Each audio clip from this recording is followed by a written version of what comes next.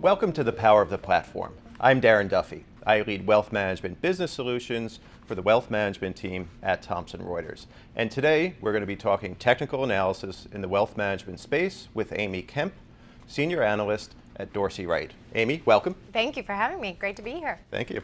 So Thomson Reuters, we operate an open architecture wealth management technology platform. And our aim is to lower total cost of ownership for our customers. And we do that by working with partners, and Dorsey Wright is one of our independent research partners on the platform. So Dorsey Wright specializes in point and figure research. Can you explain to everyone what that is? Yeah, absolutely. So we have been utilizing the point and figure methodology for 30 years now. We have been able to leverage technology, obviously, over the last several years to expand that methodology and apply it to a broader universe. Right now, our platform every night charts 160,000 trend charts, so just price charts, whether it's stocks, ETFs, mutual funds, indices. The relative strength side has really become more of the driver or the power behind the system. We chart 12 million relative strength charts every single day.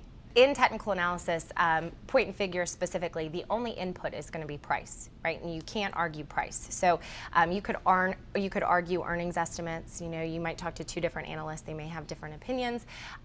When you're looking at a chart, because price is fact, there's really it's extremely objective. There's no subjectivity whatsoever to it.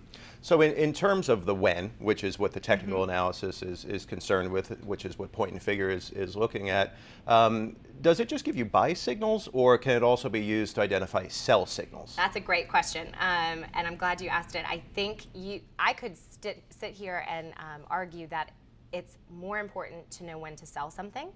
I'll use an example. So if we look back or think back to the 2007-2008 market, at the end of 07, 90 to 95% of the fundamentalist recommendations or fundamental recommendations were actually buy or hold.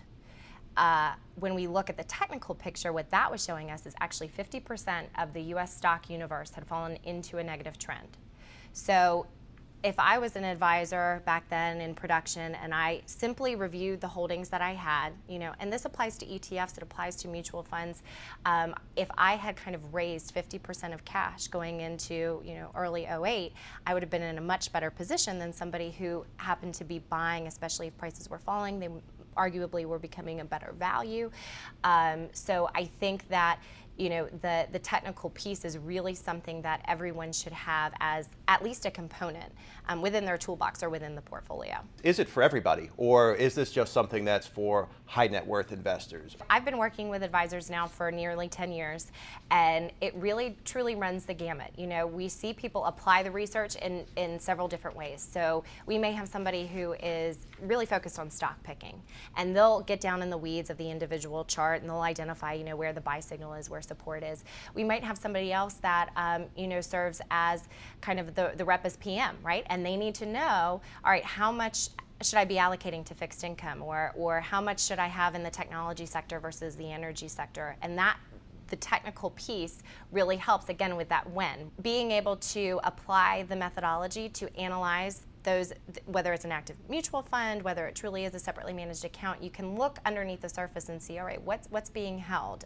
What are the trends of those securities? What do I see positive price movement?